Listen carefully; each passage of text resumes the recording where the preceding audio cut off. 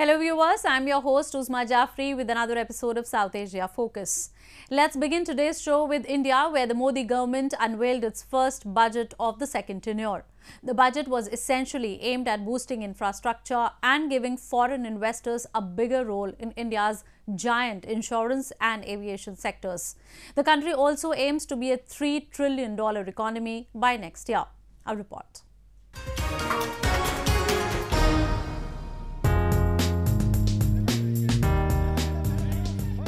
The first ever budget presented by Nirmala Sitharaman, the new Finance Minister of India, says that India will be a $3 trillion economy before next fiscal year and a $5 trillion economy in few subsequent years.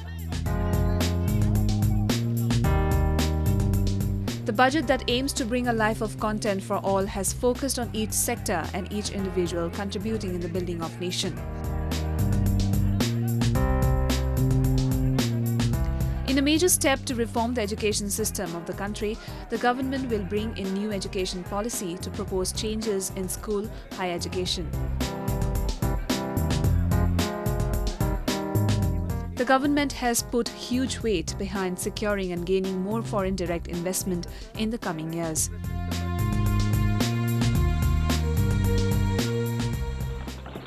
It's high time India not only gets integrated into global value chain of production of goods and services, but also become part of the global financial system to mobilize global savings, mostly institutionalized in pension, insurance, sovereign wealth funds, and so on.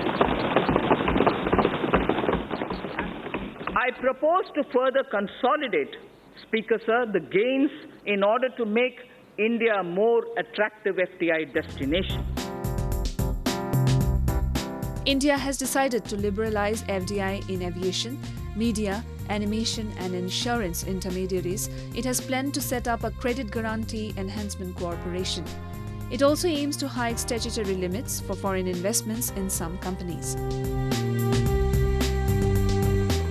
The government aims huge constructions in the domestic infrastructure where it will repair, rebuild and encourage new initiatives of private players. The government aims to upgrade 125,000 kilometers of roads in the next 5 years. It plans to spend around $72 billion on railways between 2018 and 2030. The government says that it will encourage global companies to set up large manufacturing plants and it will enter into aircraft financing and leasing activities. Terming it as Green Budget, Prime Minister Narendra Modi described the Union Budget as citizen-friendly, development-friendly and future-oriented, and one which will empower the poor and provide better future to the youth. ये देश को समृद्ध और जन जन को समर्थ बनाने वाला बजट है। इस बजट से गरीब को बल मिलेगा, युवा को बेहतर कल मिलेगा। इस बजट के माध्यम से मध्यम वर्ग को प्रगति मिलेगी, विकास की रफ्तार को गति मिलेगी। इस बजट से टैक्स व्यवस्था का सरलीकरण होगा, इंफ्रास्ट्रक्चर का आधुनिकीकरण होगा। India has lately been developing with one of the fastest rates in the world. It has not just become favorite investment destination but has now become a major investor as well. Enforced by the strong foreign policy, the world has liberalized its rule for India, which has provided a better platform for India to grow and thrive. Moving on.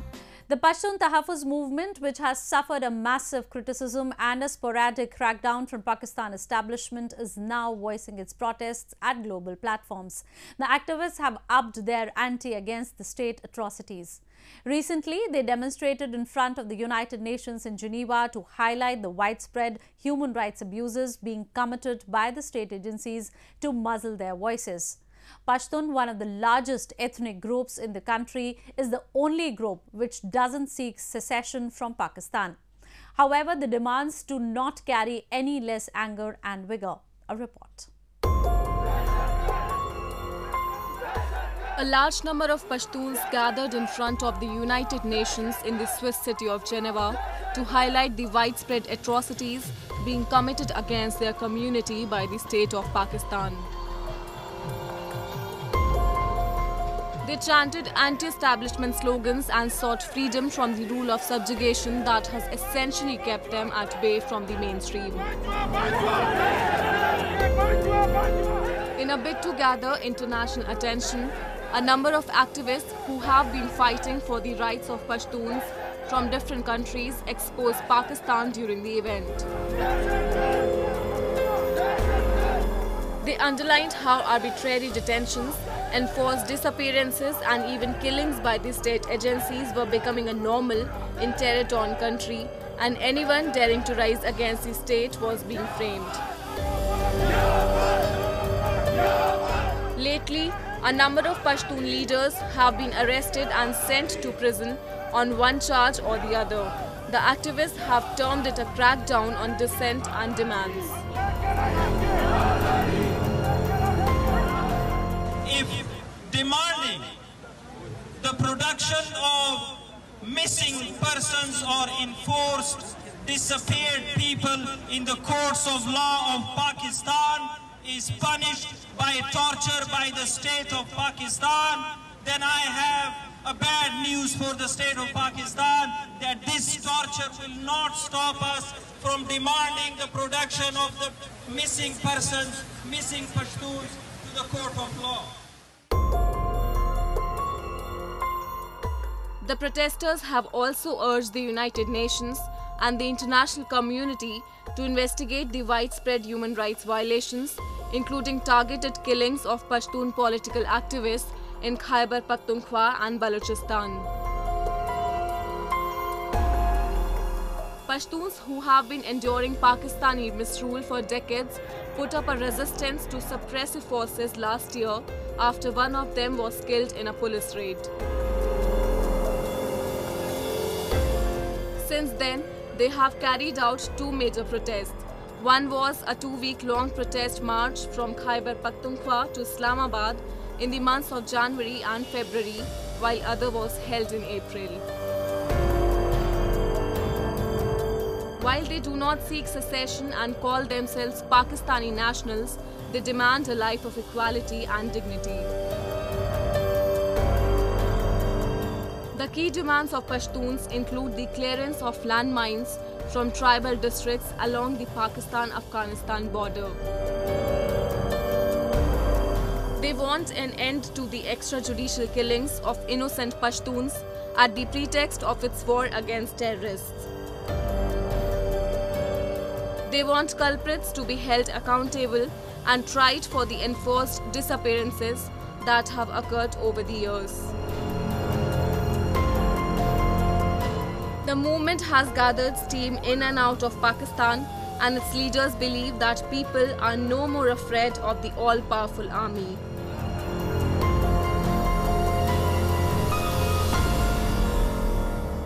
Pashtun areas में बहुत ज़्यादा resentment है लोगों का state पे बिल्कुल पाकिस्तान के state पे वो एतबार जो है वो उठ चुका है और उन्होंने कहा कि ये इनफ इज़ इनफ और इसमें ख़ासकर पीटीएम ने जो अवेयरनेस क्रिएट की है सोशल मीडिया के थ्रू उसमें लोगों को दुनिया को पता चला है कि यानी ये जो ह्यूमन राइट्स वायलेशन हो रही है जो ह्यूमैनिटेरियन कैटास्ट्रफी है फाटा में और खैबर पख्तूनख्वा में उसका लेवल कितना बड़ा है और पीटीएम ने एक बहुत बड़ा जो आम वो किया है और लोगों का जो खौफ था उनके जहनों में कि आप मिलिट्री के ख़िलाफ़ बोलेंगे तो आपको कत्ल कर देंगे आपको डिसअपीयर कर देंगे हकीकत भी है वो खौफ लोगों में ख़त्म हो गया Pashtuns comprise around 15% of the Pakistani population and are the second largest ethnic group in the country, but regarded a minority. While the Punjabis enjoy all the perks and rights, Pashtuns are meted out a second-class citizen treatment. They have long blamed that they have been targets of military operations, internal displacement, ethnic stereotyping and abduction by the Pakistani security forces. They accuse that Pakistan Army operates along with terrorists in the region and indiscriminately uses force against innocent Pashtuns.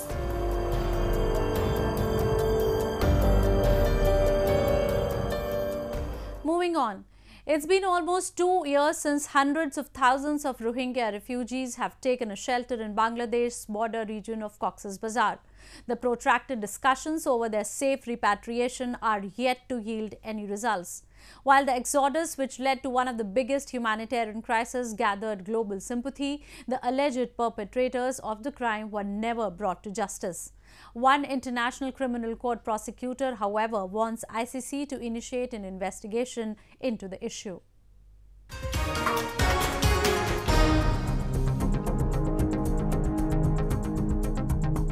The Rohingya refugee in the Cox's Bazar of Bangladesh continue to live a life of pain and suffering as a much-talked repatriation doesn't seem to be materializing anytime soon.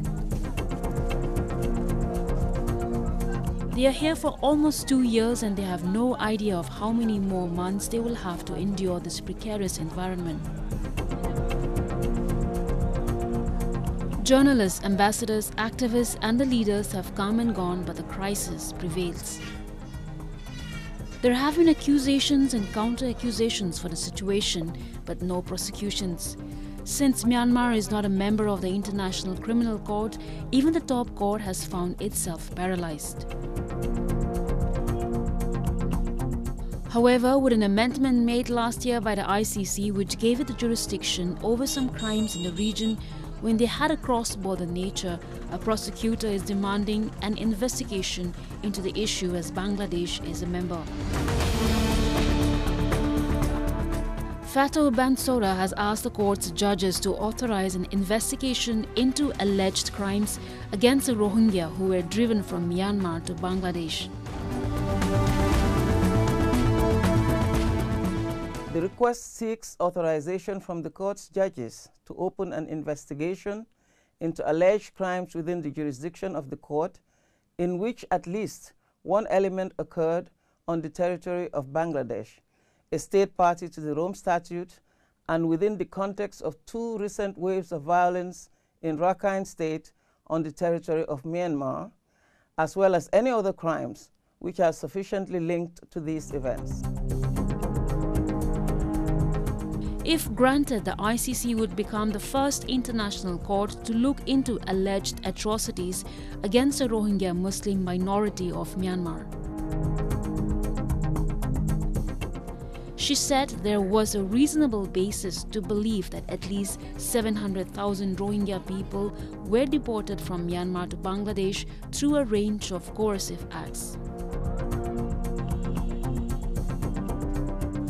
I have determined that there is a reasonable basis to believe that at least 700,000 Rohingya people were deported from Myanmar to Bangladesh through a range of coercive acts, and that great suffering or serious injury has been inflicted on the Rohingya through violating their rights to return to their state of origin. The Rohingya plights are only going to mount if the accountability is not held in immediate future, as the Bangladesh government too has expressed its inability at accommodating any more refugees. Prime Minister of Bangladesh, Sheikh Hasina, had apprised UN last year that more than 1.1 million Rohingya had taken shelter in her country. UNHCR, the UN Refugee Agency, says 723,000 moved after August 2017. While the 55% of the total displaced Rohingya are under the age of 18, 52% of the displaced population is women and girls. An independent UN fact-finding mission in August concluded that Myanmar's military carried out mass killings and gang rapes of Muslim Rohingya. Bensouda's office began a pre-investigation examination in the Bangladesh-Myanmar case last year, and a delegation from the court visited Bangladesh in March.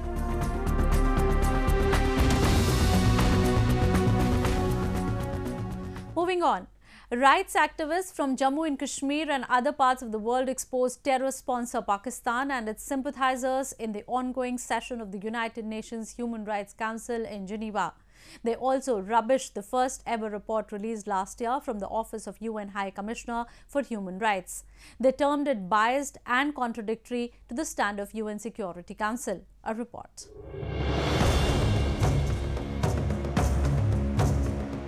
Prejudiced and misleading.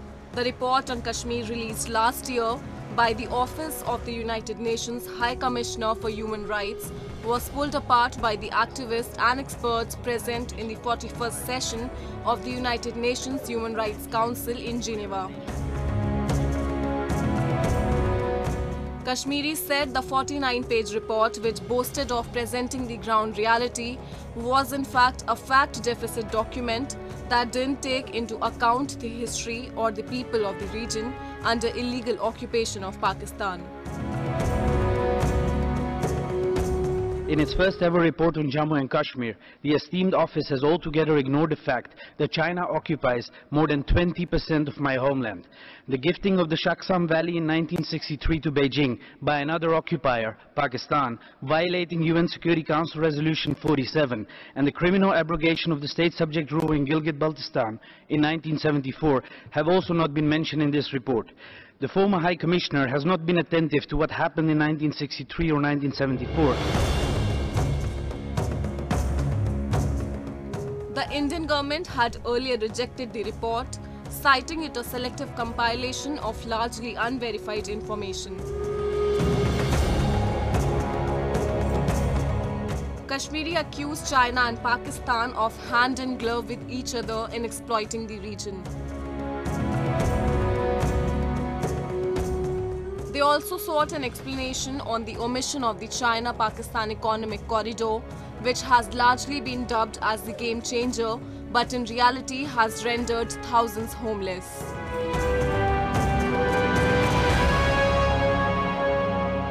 China is constructing the China-Pakistan Economic Corridor through Gilgit-Baltistan, which historically and legally remains an inseparable part of the disputed territory of Jammu and Kashmir.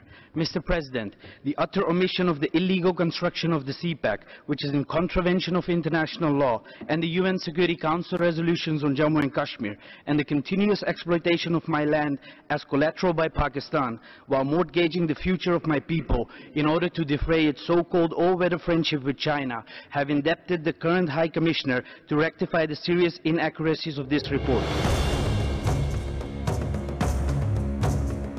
It is an established fact that Pakistan breeds, supports and exports terror from its soil. It has not only provided safe havens to terrorists on illegally occupied Kashmiri soil, but has used terror as an instrument of state policy to spread mayhem across its two borders. Joanna Barakova, a research analyst from an Amsterdam-based organization, said that the commissioner had deliberately presented a false report despite the availability of invaluable insights.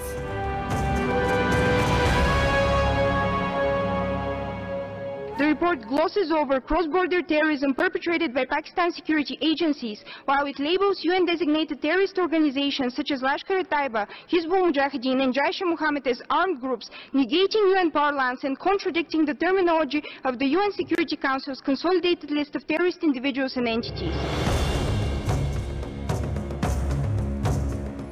Persistent violations of human rights has remained the story of Pakistan-occupied Kashmir in last 7 decades. Extrajudicial killings, disappearances and discrimination against any opposition to Pakistan is a feature of everyday life. Pakistani military, which calls the shots regarding the policies of the region, is extensively engaged in the plundering of land and resources of the region. It has brutally crushed the voices of reason and dissent. The Kashmiris have been reaching out to international community for a long time. However, they have not seemed to gather enough traction at these platforms.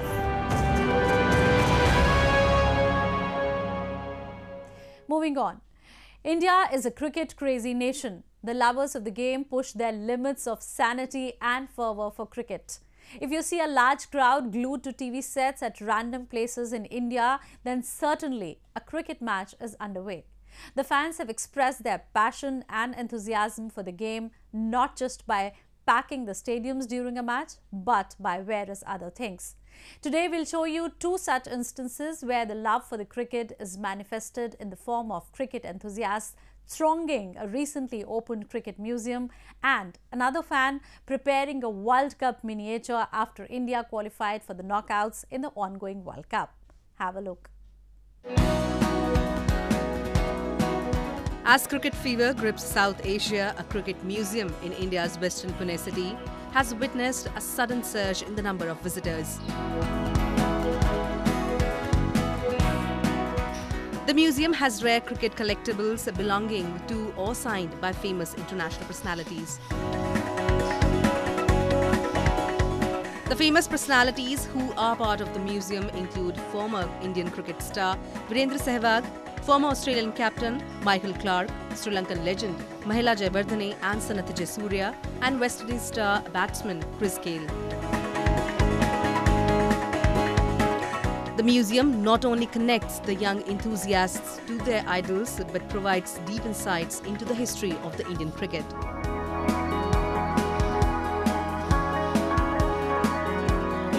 मी खूपच excite झालो सगळ्या गोष्टी बघायला म्हणजे cricket bats Jersey आणि 1975 world कपपासून जे कोण खेळून गेलेले आहेत त्यांच्याबद्दल माहिती आणि त्यांचा हायेस्ट स्कोर रन्स वगैरे खूप बघायला आवडलं मला हे. While some have managed to come on their own, others have brought their parents and guardians along. मेरे बेटे को बहुत क्रेज़ है क्रिकेट का. He is very much obsessed. So उसी हिसाब से मैं आया था यहाँ पे with very low expectations. But यहाँ पे आने के बाद पता चला कि इतना और ये स्केल पे ये सब आर्टिकल्स वगैरह जमा किए गए हैं और इतना एफर्ट्स देके ये म्यूजियम बनाया गया है. In another instance, a goldsmith in India's southern Bengaluru city have made a miniature World Cup trophy to wish the Indian team luck in the ongoing World Cup championship. The trophy, weighing 0.49 milligrams and measuring 1.5 centimeters, is attracting curious local residents from the area to his shop. The goldsmith, Nagaraj Revankar, says he has made the miniature World Cup trophy to make the cricket fans happy.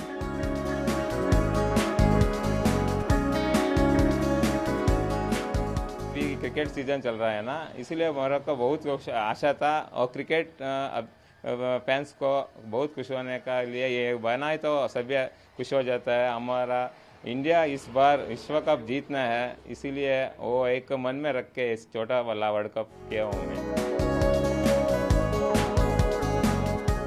India have had a great run in the tournament so far and they are being deemed favourites along with England and Australia to clinch the trophy on 14th of July.